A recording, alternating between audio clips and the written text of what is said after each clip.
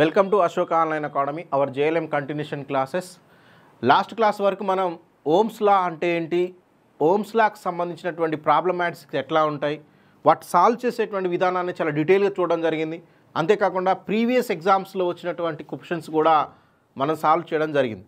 మరి ఈ ఫస్ట్ యూనిట్లో మరొక ఇంపార్టెంట్ కాన్సెప్ట్, దాని పేరే కిర్చాఫ్ లాస్. దీన్ని మనం కిర్చాఫ్ నియమాలు అంటున్నాం. మరి ఏంటి ఈ కిర్చాఫ్ నియమము, కిర్చాఫ్ నియమాల ద్వారా ఎలాంటి ఉపయోగం ఉంటుంది, మనం ఏ అంశాన్ని అవగాహన చేసుకోవచ్చు అన్న అంశాన్ని ఇక్కడ డిస్కస్ చేసే ప్రయత్నం చేద్దాం. మరి ఈ కిర్చాఫ్ నియమాలకు ఎందుకు ఇంత ప్రాధాన్యత ఉంటుంది? అఫ్కోర్స్ ఓమ్ నియమం అనేది ఏ విధంగా చూసామంటే, ఓమ్ నియమం అనేది రేఖీయ వాహకాలకు అంటే లీనియర్ కండక్టర్స్కి మాత్రమే, లీనియర్ సర్క్యూట్స్కి మాత్రమే వర్తిస్తుంది. ఓమ్ నియమం అనేది కొన్ని పరిమితులకు లోబడి ఉంటుంది. ఓమ్ నియమంలో ఖచ్చితంగా లిమిటేషన్స్ అనేవి ఉన్నాయి, కొన్ని పరిమితులకు లోబడి అది అప్లికబుల్ అవుతుంది. సో మరి అలాంటి సందర్భంలో కొన్ని ఓమ్ నియమం ద్వారా కూడా సాధించలేనటువంటి వలయాలు ఉండే అవకాశం ఉంది.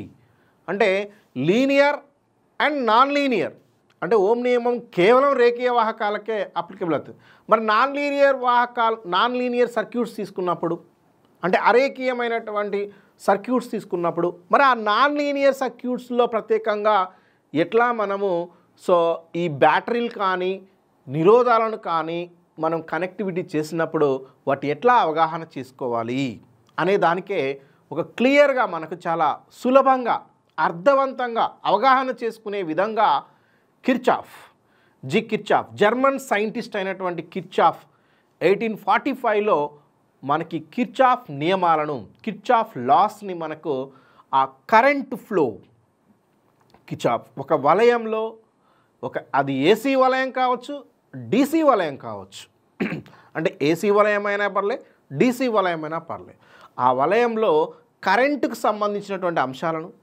ఆ వలయంలో వోల్టేజ్కి సంబంధించినటువంటి అంశాలను చాలా అవగాహన చేసుకునేలాగా బ్యాటరీలను కానీ నిరోధాలను కానీ కలుపుకున్నప్పుడు, అది ఏ విధంగా కలిపినప్పటికీ, ఒక వలయంలో ఏదైనా ఒక వలయంలో కొన్ని బ్యాటరీలను కొన్ని నిరోధాలను ఏ విధంగా కలిపినప్పటికీ, ఎలా అయినా మనం కనెక్ట్ చేసి ఉంచినప్పుడు వాటిని మనం అవగాహన చేసుకునే విధంగా, వాటిని అర్థవంతంగా మనం అవగాహన చేసుకునే విధంగా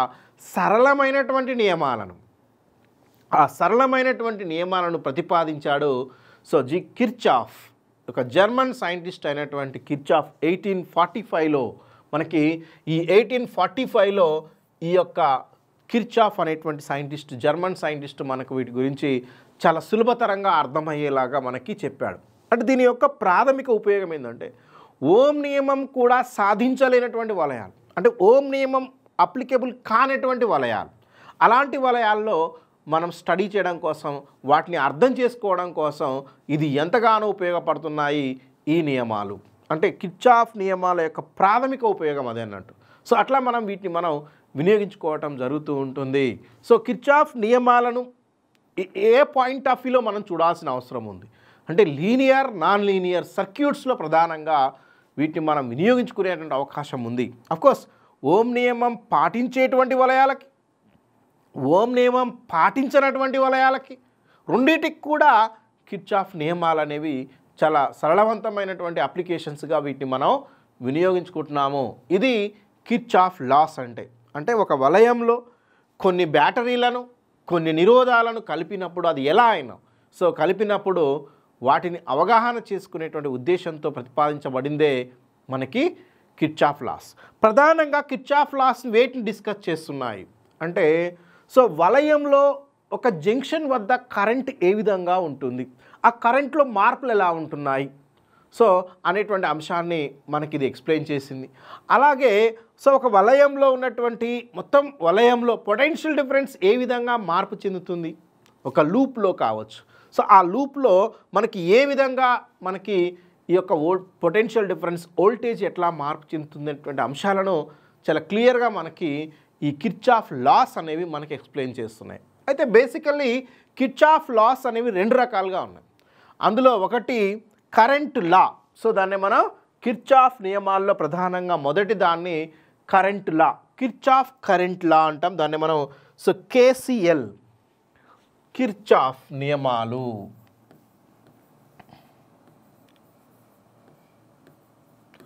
ఈ కిర్చాఫ్ నియమాలు, Kirchhoff laws, basically 2 types.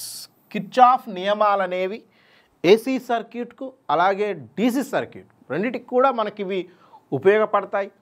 Linear సర్క్యూట్స్కి, non linear సర్క్యూట్స్కి కూడా కిర్చాఫ్ లాస్ అనేవి మనకి ఉపయోగపడతాయి. సో ఈ కిర్చాఫ్ లాస్ అనేవి ప్రధానంగా 2 రకాలుగా ఉన్నాయి. సో 2 నియమాలను ప్రధానంగా మనకి ప్రతిపాదించడం జరిగింది. అందులో మొదటిది కిర్చాఫ్, దీన్ని మనం కిర్చాఫ్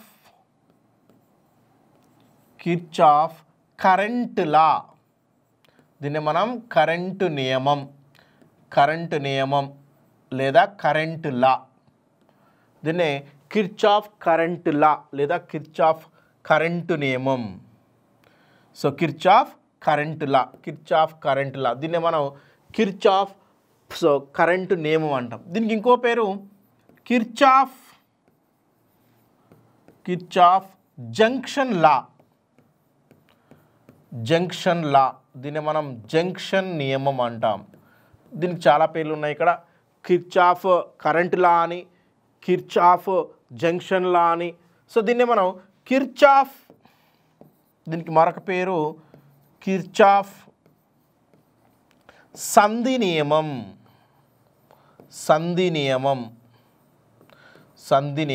దీన్ని మనం పాయింట్ లా అంటాం. దీన్ని మనం కిర్చాఫ్ పాయింట్ లా, దీన్నేమో current law, Kirchhoff current law, దీన్నేమో Kirchhoff junction law, Kirchhoff junction law అనే పేర్లతో పిలుస్తూ ఉంటాం. కరెంట్ ప్రధానంగా తీసుకున్నది ఇక్కడ కిర్చాఫ్ కరెంట్ లా అని, కిర్చాఫ్ జంక్షన్ లా అని, కిర్చాఫ్ పాయింట్ లా అని మనం పిలుస్తూ ఉంటాము. సో ఇది ఒకటి ఇంపార్టెంట్ అంశంగా చెప్పుకోవచ్చు. సో దీన్ని మనం సంధి నియమం, సో సింపుల్గా దీన్ని మనం కిర్చాఫ్ కరెంట్ లా, జంక్షన్ లా, పాయింట్ లా, సో ఇట్లా డిఫరెంట్ నేమ్స్ తోటి మనం పిలుస్తాం. సో అది ఎలా పిలిచినా కానీ it is a very important current law. దీన్ని మనం కేసిఎల్ కిర్చాఫ్ కరెంట్ లా అని మనం చెప్తూ ఉన్నాం. అంటే ఒక వలయంలో ఏదేని ఒక వాహకంలో, ఒక వలయంలో ఒక బిందువు వద్ద కరెంట్ ఏ విధంగా మార్పు చెందుతుంది? వలయంలో విద్యుత్ ప్రవాహం ఒక బిందువు వద్ద లేదా ఒక జంక్షన్ వద్ద, ఒక పాయింట్ వద్ద. సో అంటే ఆ జంక్షన్ లేదా ఆ పాయింట్, ఆ సంధి లేదా ఆ పాయింట్కు సో వచ్చి పోయేటువంటి విద్యుత్ ప్రవాహాలు, వచ్చే విద్యుత్ ప్రవాహం, పోయే విద్యుత్ ప్రవాహం ఎట్లా ఉంటుంది అనేది చెప్పడమే ఇక్కడ కిర్చాఫ్ కరెంట్ లా అనేది చెప్తూ ఉంటుంది. సో దీన్ని మనం జంక్షన్ వద్ద చెప్తున్నాం కాబట్టి జంక్షన్ లా అని, పాయింట్ లా అని మనం చెప్తూ ఉంటాము. ఇదొక ఇంపార్టెంట్. దీన్ని మనం కేసిఎల్ కిర్చాఫ్ కరెంట్ లాగా మనం చెప్తాం. ఇదొకటి. సో ఇంకేముంది దీంట్లో చెప్పుకోదగిందంటే కిర్చాఫ్, రెండవది కిర్చాఫ్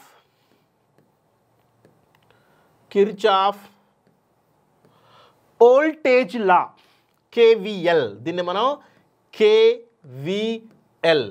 సో వోల్టేజ్ లా,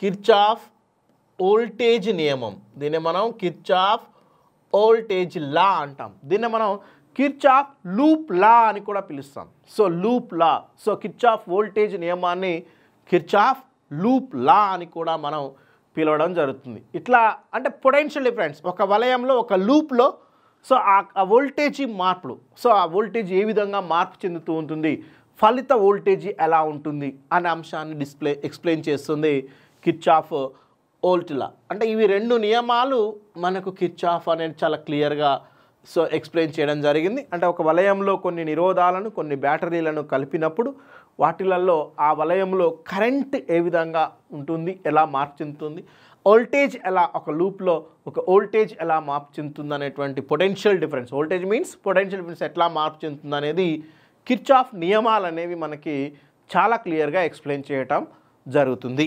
ముందుగా మనం కిర్చాఫ్ మొదటి నియమం ఏదైతే ఉందో కిర్చాఫ్ కరెంటు లాని గురించి సో తెలుసుకునేటువంటి ప్రయత్నం చేద్దాం. అసలు ఏంటి కిర్చాఫ్ కరెంటు లా, సో ఏం చెప్తుంది కిర్చాఫ్ కరెంట్ లా అన్న అంశాన్ని మనం చూద్దాం. దీన్ని మనం కిర్చాఫ్ కరెంట్ లా, కేసిఎల్. దీన్నే మనం జంక్షన్ లా, దీన్నే మనం జంక్షన్ లా, దీన్నే మనం పాయింట్ లా, పాయింట్ లా.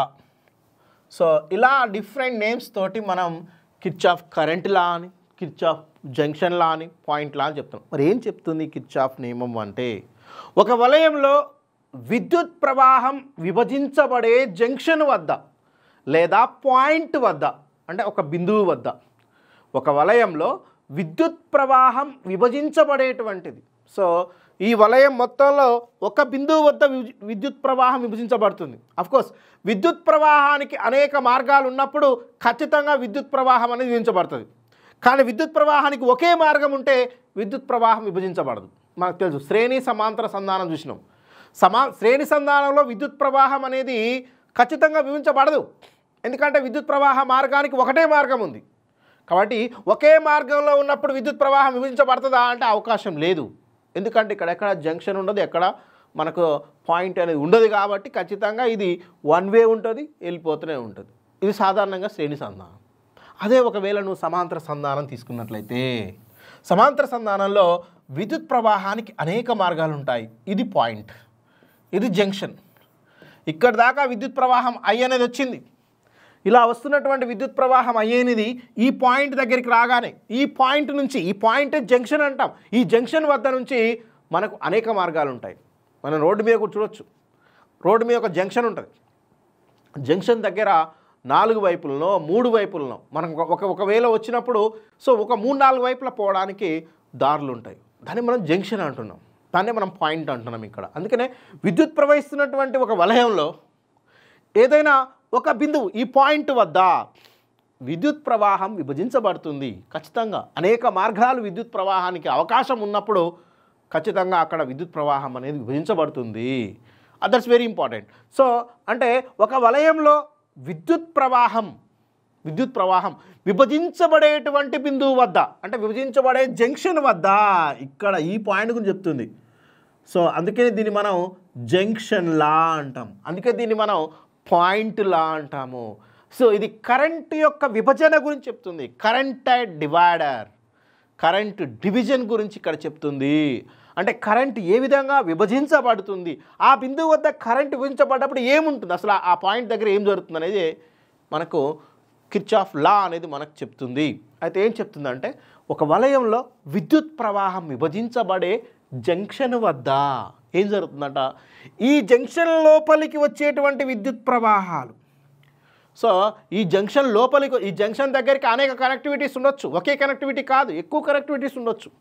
అంటే జంక్షన్ లోపలికి వచ్చేటువంటి విద్యుత్ ప్రవాహాల, జంక్షన్ లోపలికి వచ్చే విద్యుత్ ప్రవాహాలు నేనేమనుకుంటున్నా అంటే, ఇక్కడ దీన్ని I1 అనేది లోపలికి వస్తుంది.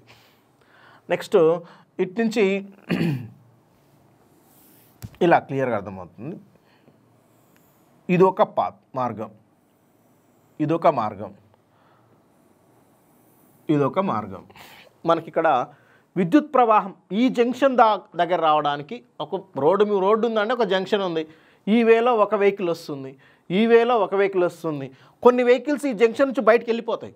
అన్ని జంక్షన్ దగ్గరకు జంక్షన్ దగ్గర ఉండవు కదా, జంక్షన్ లోపలికి కొన్ని వస్తాయి, జంక్షన్ నుంచి కొన్ని వెళ్ళిపోతాయి.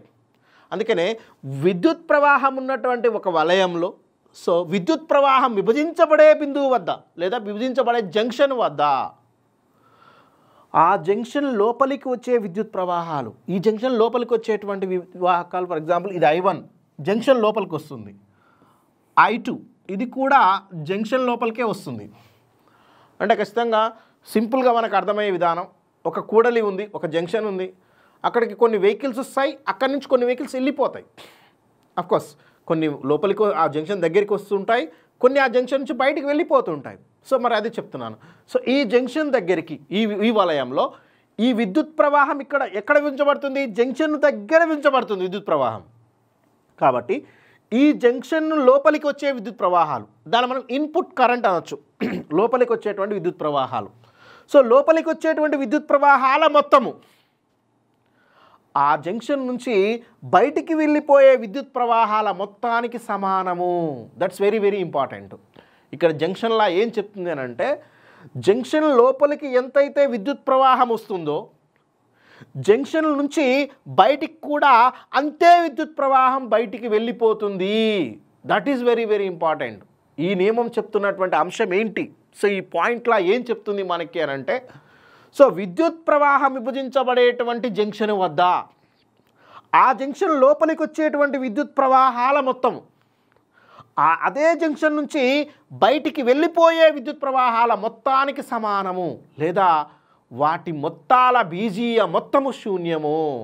అంటే ఇన్పుట్ కరెంట్ ఎంత ఉందో అవుట్పుట్ కూడా అంతే ఉంటుంది. That means input is equal output అనేది మనకి ఇక్కడ చెప్తుంది. ఫర్ ఎగ్జాంపుల్ ఇక్కడ మనకి ఇన్పుట్ అనేది మనం ఏమనుకున్నాం, ఇన్పుట్ అనేది I1 I2లు ఇన్పుట్ అనుకుందాం, లోపలికి వస్తున్నాయి. మరి బయటికి వెళ్ళిపోయే ఏంటి చూద్దాం. బయటికి I3 అనే కరెంటు జంక్షన్ నుంచి బయటికి వెళ్ళిపోతుంది. సో I4 అనే కరెంట్ కూడా జంక్షన్ నుంచి బయటికి వెళ్ళిపోతుంది. సో ఇది క్లియర్గా ఉంది. అంటే ఇక్కడ అంశం ఏంటి అని అంటే, లోపలికి ఎంతైతే ఇక్కడ మీరు అనుకోవచ్చు, సార్ ఇవి సమానంగా ఉన్నాయి కదా, మరంటే అఫ్కోర్స్ సమానంగా ఉండాల్సిన అవసరం ఏం లేదు. విద్యుత్ ప్రవాహ మార్గానికి ఇంకొకటి తీసుకో, అఫ్కోర్స్ ఇంకోటి తీసుకో. సో ఇంకొక అవకాశం ఉంది. సో ఇప్పుడు కూడా ఇంకొకటి బయటికి వెళ్ళిపోతుంది అనుకుందాం, I5 ఇది కూడా బయటికి వెళ్ళిపోతుంది. చూడండి ఇప్పుడు సో I1 I2లు జంక్షన్కి లోపలికి వచ్చేటువంటి విద్యుత్ ప్రవాహాలు అంటే ఇన్పుట్ కరెంట్స్, జంక్షన్ నుంచి బయటికి పోయేటువంటి విద్యుత్ ప్రవాహాలు I3 I4 I5 అనేవి జంక్షన్ నుంచి బయటికి పోయేటువంటి విద్యుత్ ప్రవాహాలు. ఇక్కడ ఏం చెప్తుందంటే input current is equal to output current. ఎంతైతే ఈ జంక్షన్ దగ్గరికి ఇన్కమింగ్ కరెంట్ ఎంత వస్తుందో జంక్షన్ నుంచి అంతే అవుట్ గోయింగ్ అవుతుంది. మరి జంక్షన్ దగ్గర ఏమన్నా కరెంట్ ఉంటుందా? That's very important. అంటే ఈ జంక్షన్ దగ్గర ఎలాంటి ఆవేశము పోగు చేయబడదు. There is no accumulation of charge at the junction. Junction దగ్గర ఎలాంటి విద్యుదావేశము పోగు చేయబడదు. అంటే ఇక్కడ ఎలాంటి విద్యుదావేశం ఉండదు. ఎంతైతే వచ్చిందో అంతే బయటికి వెళ్ళిపోతుంది. ఇదే మనకు so KCL, so Kirchhoff current లా చెప్తున్నటువంటి చాలా క్లియర్ ఇన్ఫర్మేషన్గా మనం చెప్పుకోవచ్చు. మరొకసారి దీని డెఫినేషన్ మనం వింటే, ఒక విద్యుత్ వలయంలో విద్యుత్ ప్రవాహం విభజించబడేటువంటి జంక్షన్ దగ్గర, ఈ జంక్షన్ దగ్గర మనకు విద్యుత్ ప్రవాహం విభజించబడుతుంది జంక్షన్ వద్ద. ఆ జంక్షన్ లోపలికి వచ్చే విద్యుత్ ప్రవాహాల మొత్తం ఆ జంక్షన్ నుంచి బయటికి వెళ్ళిపోయే విద్యుత్ ప్రవాహాల మొత్తానికి సమానము. అనగా ఈ జంక్షన్ వద్ద ఎలాంటి విద్యుదావేశము పోగు చేయబడదు అనేదే సో జంక్షన్ లా చెప్తుంది. కిర్చాఫ్ కరెంట్ లా చెప్తున్నటువంటి అంశంగా చెప్పుకోవచ్చు. ఇక్కడ మనం I1, I2లు ఏంటివో రాద్దాం. I1, I2లు ఏంటివి? So these are input current, లోపలికి వచ్చే విద్యుత్ ప్రవాహాలు. జంక్షన్ లోపలికి వచ్చే విద్యుత్ ప్రవాహాలు చెక్ కరెంటు. ఇంకా చెప్తే దీన్ని మనం ఇన్పుట్ కరెంటు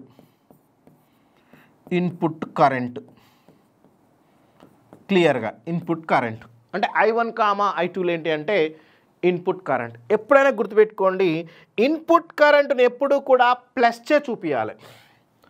I1, I2లు ఎప్పుడు కూడా ఏంటిదంటే ఇవి ప్లస్ సైన్తో చూపించాలి. లోపలికి వచ్చే విద్యుత్ ప్రవాహాలు ఎప్పుడు కూడా ఇన్పుట్ కరెంట్ పాజిటివ్ తోటే మనం చూపించాల్సి ఉంటుంది. సో మరి సో నెక్స్ట్ అవుట్పుట్ ఏంటో చూద్దాం. అంటే బయటికి వెళ్ళే విద్యుత్ ప్రవాహాలు, బయటికి వెళ్ళేటువంటి విద్యుత్ ప్రవాహాలు అంటే ఇక్కడ చూడవచ్చు మనం. అఫ్కోర్స్ బయటికి వెళ్ళే విద్యుత్ ప్రవాహాలు I3, I4, I5 ఇవేంటివి అంటే జంక్షన్ నుంచి బయటికి వెళ్ళేటువంటి విద్యుత్ ప్రవాహాలు. లోపలికి వచ్చా అంటే మీన్స్ జంక్షన్ లోపలికి, ఎక్కడికో కాదు, ఇది జంక్షన్ లోపలికి వచ్చే కరెంట్ ఏమో I1, I2. జంక్షన్ నుండి బయటికి వెళ్ళే విద్యుత్ ప్రవాహాలు, జంక్షన్ నుండి బయటికి వెళ్ళే current, that means output current. So out going current, so దాన్ని మనం అవుట్పుట్ కరెంట్ అంటాం. Output current it's very clear. So చూడొచ్చు మనం ఇక్కడ లోపలికి వచ్చేటువంటి జంక్షన్ లోపలికి వచ్చే విద్యుత్ ప్రవాహాలనే మనం వీటిని మనం ఇన్పుట్ కరెంట్స్ అంటున్నాం. జంక్షన్ నుంచి బయటికి వెళ్ళిపోయే వాటినే మనం అవుట్పుట్ కరెంట్స్ అంటున్నాం. సో మరి అవుట్పుట్ కరెంట్స్ని ఎలా చూపించాలి? అవుట్పుట్ కరెంట్స్ని ఎప్పుడూ కూడా నెగిటివ్ సైన్తో మనం చూపించాలి. నెగిటివ్ సైన్తో మనం చూపించాలి. ఇన్పుట్ కరెంట్నేమో పాజిటివ్తో చూపిస్తే అవుట్పుట్ కరెంట్స్ మాత్రం నెగిటివ్తో చూపించాలి. ఇది మనకి చాలా క్లియర్గా చెప్తున్నటువంటి జంక్షన్ లా. అంటే ఒక వలయంలో విద్యుత్ ప్రవాహం విభజించబడే జంక్షన్ వద్ద, ఏ జంక్షన్ వద్దనైనా, ఇది ఒకటనే కాదు, ఏ జంక్షన్ వద్దనైనా ఆ జంక్షన్ లోపలికి వచ్చే విద్యుత్ ప్రవాహాలు మొత్తం ఆ జంక్షన్ నుంచి బయటికి వెళ్ళిపోయే విద్యుత్ ప్రవాహాల మొత్తానికి సమానం, లేదా వాటి యొక్క బీజీయ మొత్తము శూన్యము. అంటే ఈ బిందువు వద్ద ఎలాంటి విద్యుదావేశము పోగు చేయబడదు. అందుకనే మనం ఆవేశము నిత్యత్వము ఇక్కడ, ద కన్జర్వేషన్ ఆఫ్ ఛార్జ్. అందుకని కేసీఎల్ కిర్చాఫ్ కరెంట్ లా అనేది ఆవేశ నిత్యత్వ నియమాన్ని అనుసరిస్తుంది. ఆవేశ నిత్యత్వ నియమం, కన్జర్వేషన్ ఆఫ్ చార్జెస్ అనేటువంటి లాని మనకి ఇది ఫాలో అవుతుందన్న విషయం ఇక్కడ క్లియర్గా అర్థమవుతుంది. అంటే దీన్ని బట్టి మనం ఏం రాయొచ్చు ఇప్పుడు ఇక్కడ అంటే వీటి యొక్క బీజీయ మొత్తం శూన్యము. అంటే ఎలా రాయొచ్చు అంటే ఫస్ట్ ఎప్పుడైనా I1 I2 రాసేటప్పుడు ప్లస్ రాయాలి. ఇన్పుట్ కరెంట్స్ రాసేటప్పుడు ప్లస్ I1, ఇన్పుట్ కరెంట్స్ రాసేటప్పుడు plus I1 of course, plus I1 plus I1 plus I2 ఒక సేమ్ సైన్తో రాద్దాం, ఈజీగా అర్థమవుతుంది. Plus I1 plus I2 plus I1 plus I2 plus I1 plus I2 is equal to ఏం రాయొచ్చు? ఇది input current. Output ఏంటిది మనకి ఇక్కడ? అవుట్పుట్ కరెంట్ అంటే మరి I3 and I4 and I5 సింపుల్గా రాయండి. బీజీఏ మొత్తం రాదు, ఇక్కడ సరిపోయేలా లేదు, కొంచెం కిందికి రాద్దాం, క్లియర్గా సరిపోతుంది. కాబట్టి ప్లస్ I1 ప్లస్ I2 ఇది ఇన్పుట్ కరెంట్ లోపలికి వస్తుంది. బయటికి వెళ్ళేది ఏంటిది? బీజీఏ మొత్తం శూన్యం అన్నాం. ప్లస్ మైనస్ ఇప్పుడు రాయండి, minus I3 minus I4 minus I5 is equal to 0. ఇది బీజీఏ మొత్తం. Algebraic some of the algebraic sum of currents meeting at node or junction in a network is always 0. అంటే వీటి యొక్క ఆల్జిబ్రిక్ సమ్ అనేది BGA మొత్తం అనేది ఎప్పుడు కూడా శూన్యం అవుతుంది. అంటే దీని అర్థం ఏంటంటే ఒక జంక్షన్ లోపలికి వచ్చే విద్యుత్ ప్రవాహాల మొత్తము ఆ జంక్షన్ నుంచి బయటికి వెళ్ళిపోయేటువంటి విద్యుత్ ప్రవాహాల యొక్క బీజీఏ మొత్తం శూన్యం అవుతుంది. ఇదే మనకు చెప్తుంది. దీని నుంచి నేను ఇలా కూడా రాయొచ్చు, I1 ప్లస్ని మనం ప్రత్యేకంగా చూపించదు, కాకపోతే ఇక్కడ చూపించాలని చూపించాను ఇక్కడ. కాబట్టి I1 ప్లస్ I2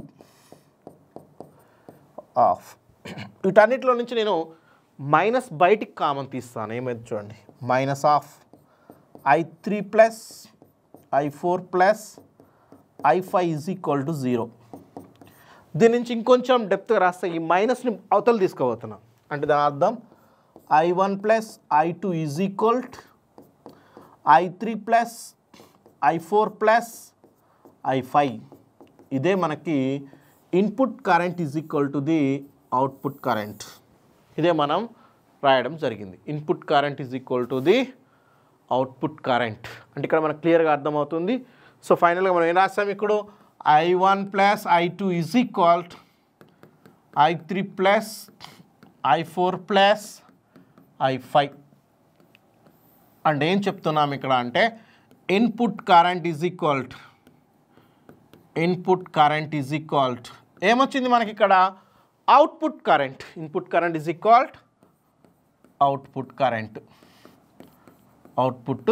కరెంట్. ఇది మనం దీని నుంచి రాసినటువంటి విషయము.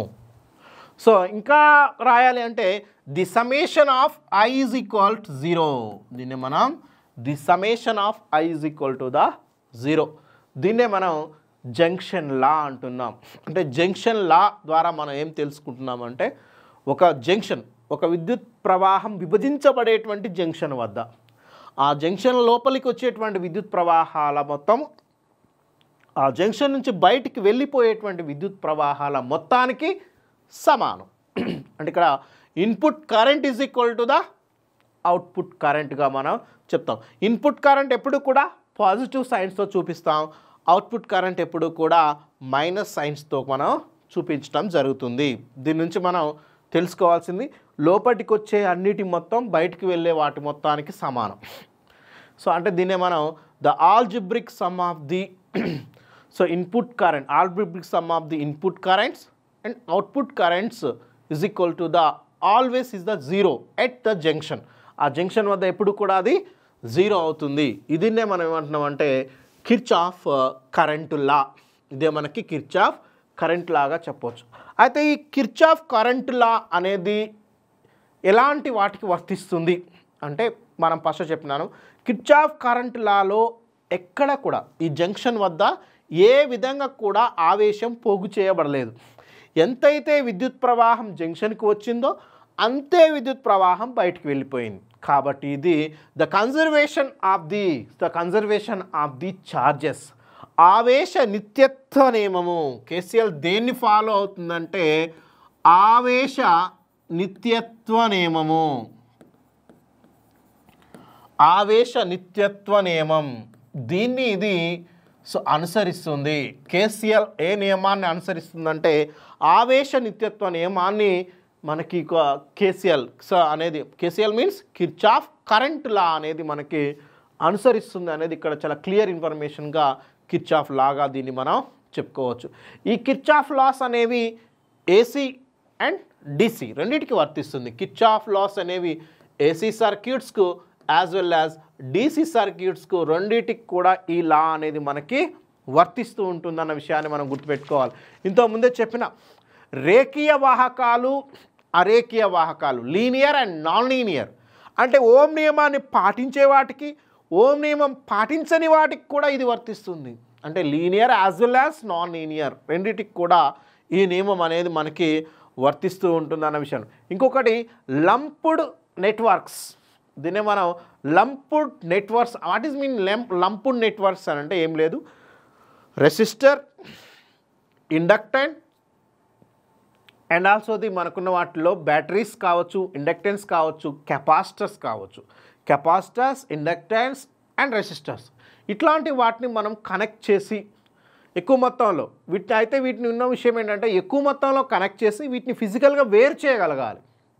అలా ఫిజికల్గా వేరు చేయగలిగేటువంటి సర్క్యూట్స్ని, నెంబర్ ఆఫ్ రెసిస్టర్స్ని, నెంబర్ ఆఫ్ ఇండక్టెన్స్లని, కెపాసిటర్లని కనెక్ట్ చేసి వాటిని ఫిజికల్గా వేరు చేయగలిగే అవకాశం ఉండేటువంటి సర్క్యూట్స్ని మనం లంప్డ్ నెట్వర్క్స్ అంటాం. అట్లాంటి లంప్డ్ నెట్వర్క్స్కి ఇది వర్తించదు. సో ఎందుకంటే ఏ పార్ట్కి ఆ పార్ట్ ఫిజికల్గా వర్క్ సపరేట్ చేయగలుగుతాం. అలాంటప్పుడు ఖచ్చితంగా ఆ జంక్షన్స్కి, ఆ జంక్షన్స్, ఆ పాయింట్స్ దగ్గర ఈ నియమం అనేది మనకు వర్తించదు. అంటే ఎలాంటి వాటికి అంటే లంప్డ్ నెట్వర్క్స్. దీన్నే మనం ఈ లంప్డ్ నెట్వర్క్స్కి జంక్షన్ లా అనేది మనకి వర్తించదు అన్న విషయాన్ని మనం గుర్తుపెట్టుకోవాల్సిన అవసరం ఉంటుంది. సో ఇది మనకి ఇంపార్టెంట్ అంశం. మరొకసారి వినవచ్చు. ఒక వలయంలో విద్యుత్ ప్రవాహం విభజించబడేటువంటి జంక్షన్ వద్ద లేదా ఒక పాయింట్ వద్ద ఆ జంక్షన్లోకి వచ్చే విద్యుత్ ప్రవాహాల మొత్తము జంక్షన్ నుంచి బయటికి వెళ్ళే విద్యుత్ ప్రవాహాల మొత్తానికి సమానం. దీన్ని ఇలా కూడా చెప్పవచ్చు. వలయంలో ఒక బిందువు వద్ద కరెంటు ప్రవాహాలు, ఇన్పుట్ మరియు అవుట్పుట్ కరెంట్ ప్రవాహాల బీజీయ మొత్తం శూన్యము. అంటే లోపలికి వచ్చేవి బయటికి వెళ్ళే వాటి యొక్క బీజీయ మొత్తము శూన్యము అవుతుంది. సో దీన్నే మనము అంటే ఇక్కడ ఆవేశం ఏ విధంగా పోగు చేయబడదు. అంటే ఆ జంక్షన్ దగ్గర ఎలాంటి ఆవేశం అనేది పోగు చేయటం ఉండదు. ఎంత వచ్చిందో అంతే బయటికి వెళ్ళిపోతుంది. అది ఇక్కడ చెప్పి సింపుల్గా ఏంటంటే ఎంత విద్యుత్ ప్రవాహం వచ్చిందో అంత విద్యుత్ ప్రవాహం అన్ని వైపులా వెళ్ళిపోతుంది అనేది ఇక్కడ మనకు కీలకంగా వచ్చినటువంటి ఆవేశ నిత్యత్వ నియమాన్ని అనుసరిస్తున్నటువంటిది కిర్చాఫ్ కరెంట్ లాగా దీన్ని మనం చూడవచ్చు. ఇది కిర్చాఫ్ కరెంట్ లా అంటే. సింపుల్గా ఇక్కడ మనం డిటిపిలో కొంత విషయాన్ని మనం తెలుసుకునే ప్రయత్నం చేయొచ్చు. ఇక్కడ సేమ్ యాజ్ యూజువల్గా ఉంటుంది. ఒక వలయంలో కొన్ని బ్యాటరీలను, కొన్ని నిరోధాలను ఏ విధంగా కలిపినా దాని గురించి అవగాహన చేసుకోవడానికి 1845లో జర్మన్ సైంటిస్ట్ మనకి జి కిర్చాఫ్ అనేటాయన ఈ సరళమైన నియమాలను ప్రతిపాదించాడు. ఇంతకుముందే చెప్పుకున్నాం. అయితే ఓం నియమం అప్లికబుల్ కానటువంటి సర్క్యూట్స్లో కూడా దీన్ని మనం వినియోగించుకోవచ్చు. ముఖ్యంగా కిర్చాఫ్ నియమాలను ఓం నియమం సాధించలేని విద్యుత్ వలయాల్లో మనం దీన్ని ఉపయోగిస్తాము. ఇది ఒక ఇంపార్టెంట్ అప్లికేషన్గా దీన్ని మనం చూడొచ్చు. ఇంతకుముందే చెప్పుకున్నాం. ఈ కిర్చాఫ్ నియమాలు అనేవి రెండు ఉన్నాయని చెప్పినాం. అందులో ఒకటి కిర్చాఫ్ కరెంటు నియమం, దీన్నే జంక్షన్ నియమం, దీన్నే సంధి నియమం అని కూడా పిలుస్తాం. అంటే కరెంట్లా అన్న దీన్నే కేసీఎల్ అంటాం, పాయింట్లా అన్న జంక్షన్లా అన్న అన్నీ కూడా ఒకే నేమ్గా మనం చూడొచ్చు. ఇంకొక విషయం, వలయంలో డెఫినేషన్ ఎలా ఇచ్చామంటే సింపుల్గా వలయంలో విద్యుత్ ప్రవాహం విభజించబడే ఏ జంక్షన్ వద్దనైనా, ఒకటే జంక్షన్ అని కాదు, ఒక వలయంలో ఉన్నటువంటి ఏ జంక్షన్ వద్దనైనా జంక్షన్ను చేరే విద్యుత్ ప్రవాహాల మొత్తము ఆ జంక్షన్ను చేరే విద్యుత్ ప్రవాహాల మొత్తం ఆ జంక్షన్ను విడిపోయే విద్యుత్ ప్రవాహాల మొత్తానికి సమానం. అయితే ఎంతైతే చేరుతుందో అంతే మళ్ళీ ఆ యొక్క సంధిని విడిపోతుంది. అంటే వలయంలో ఏ జంక్షన్ వద్ద కూడా ఆవేశాలు పోగు కావడం అనేది జరగదు. అంటే there is no accumulation of charge at the junction దగ్గర ఎలాంటి ఆవేశం, దాన్నే మనం ఏంటంటే ఆవేశ నిత్యత్వ నియమము అంటున్నాము. దీని సింపుల్ డెఫినేషన్, ఏదైనా ఒక వలయంలో ఒక బిందువు వద్ద కలిసే కరెంటుల బీజీయ మొత్తము శూన్యము. అంటే లోపలికి వచ్చేవి ప్లస్ బయటికి పోయాయి, వాట్ ఈజ్ ఈక్వల్ టు ఏమవుతుందంటే శూన్యం అవుతుంది. ఆల్జిబ్రాయిక్ సమ్ అని మనం దీన్ని చెప్తున్నాము. ఇది దీని యొక్క డెఫినేషన్గా మనం దీన్ని చూడొచ్చు. మరొక అంశం, కోర్స్ అదే డెఫినేషన్ మనం ఒక వలయంలో లోపలికి వచ్చేటువంటి కరెంటు బయటికి వెళ్ళేటువంటి కరెంట్ల బీజీయాల మొత్తము సమానం. ఇదే మనం ఇప్పుడు చెప్పుకున్నటువంటి అంశం. దీనికి సంబంధించిన డయాగ్రామ్ చూడొచ్చు ఇక్కడ. అంటే input current is equal to the output current. Input current ఎంత అంటే ఇక్కడ I1, I2 ఈ రెండు ఇన్పుట్స్. అవుట్పుట్ ఏంటంటే I3 మరియు I4. ఇక్కడ మనం చూడవచ్చు లోపలికి వచ్చే కరెంట్స్ మరియు బయటికి వెళ్ళిపోయే కరెంట్స్. దాన్ని మనం ఇలా mathematical ఎక్స్ప్రెషన్లో I1 + I2 -I3 - I4 = 0. Plus వేటికి చూపించాలి, లోపలికి వచ్చే వాటికి ప్లస్, బయటికి వెళ్ళిపోయే వాటికి మైనస్ చూపిస్తాం. కాబట్టి I1 + I2 = I3 + I4. దీని నుంచి మనం I1 + I2 -I3 + I4 = 0 రాయొచ్చు. అవుట్ గోయింగ్ కరెంట్స్కి మనం ఖచ్చితంగా నెగిటివ్ చూపిస్తాం, ఇన్కమింగ్ కరెంట్స్కి పాజిటివ్ చూపిస్తాం. ఇది మనకున్నటువంటి క్లియర్ అంశంగా దీన్ని మనం చూడొచ్చు. దీన్ని మనం సಮೇషన్ ఇలా కూడా మనం డిఫైన్ చేయవచ్చు. Algebraic sum of currents meeting at an electric junction or node in a network is equal to 0. Yes. అదే మనం చెప్తున్నాం, the summation of I is equal to the 0 అని మనం చెప్పుకోవచ్చు. At an electric junction, entering a junction is equal to the sum of the currents leaving from the junction. అంటే ఎంతైతే current లోపలికి వస్తుందో అంతే కరెంట్ బయటికి వెళ్ళిపోతుంది ఒక జంక్షన్ దగ్గర, ఒక పాయింట్ దగ్గర. ఇదే మనకి కిర్చాఫ్ కరెంట్ లా అనేది మనకు చెప్తూ ఉంది. ఇది ఇంపార్టెంట్ అంశం. కోర్స్ ఇది ఒక సర్క్యూట్ జంక్షన్కి సంబంధించింది ఇచ్చాము ఇక్కడ. కోర్స్ ఇది మనకు ఉన్నటువంటి జంక్షన్. మనం I వాల్యూ కనుక్కోవాలి. ఇది బయటికి వెళ్తున్నటువంటిది, జంక్షన్ నుంచి బయటికి వెళ్తుంది. లోపలికి వచ్చే కరెంట్ చూస్తే 3 amperes కరెంట్ ఇక్కడ వస్తుంది. ఇక్కడ నుంచి లోపలికి వస్తున్న కరెంట్ చూస్తే ఇక్కడ 5 amperes కరెంట్ వస్తుంది. బయటికి వెళ్తున్న వాటిలో 4 amperes కూడా బయటికి వెళ్తుంది.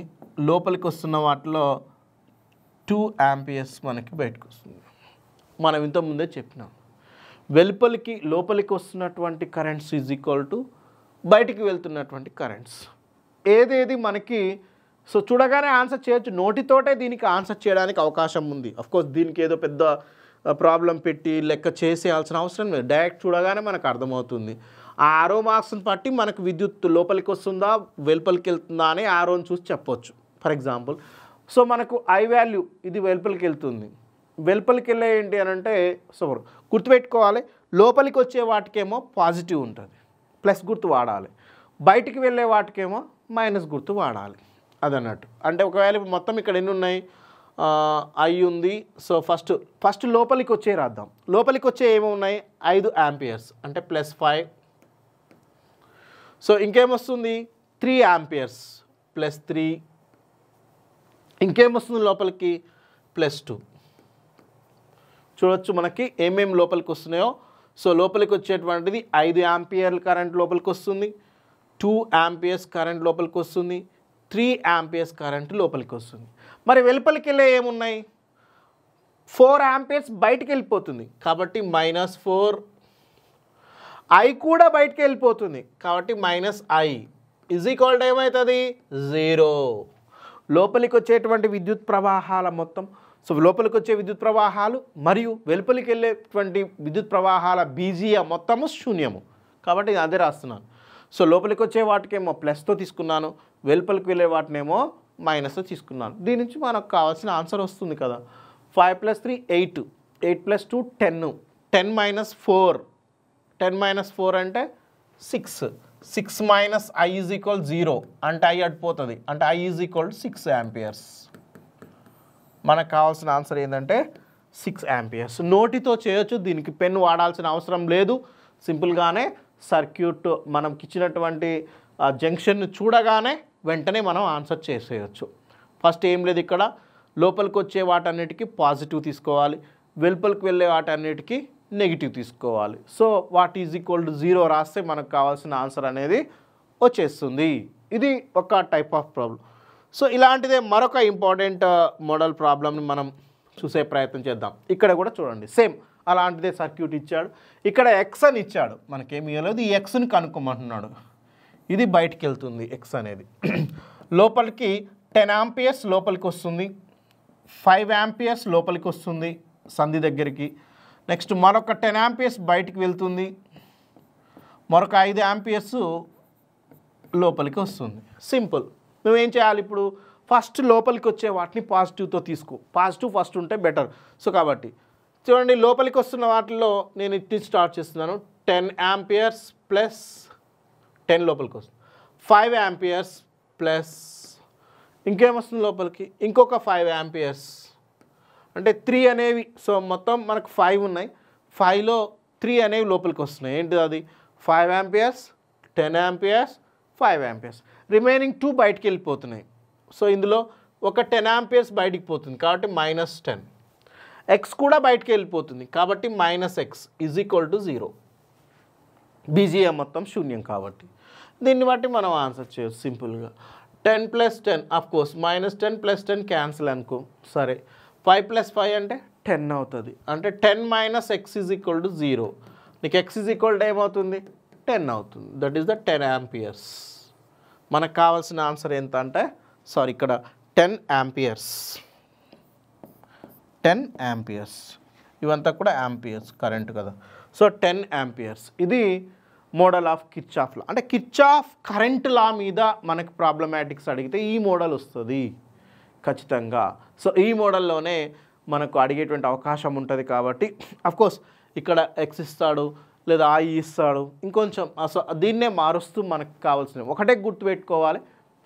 సో ఆ పాయింట్ దగ్గరికి వచ్చేటువంటి అంటే సంధి దగ్గరికి అంటే ఆ జంక్షన్ దగ్గరికి వచ్చేటువంటి విద్యుత్ ప్రవాహాల మొత్తం అంటే లోనికి ఇన్పుట్ కరెంట్ = అవుట్పుట్ కరెంట్.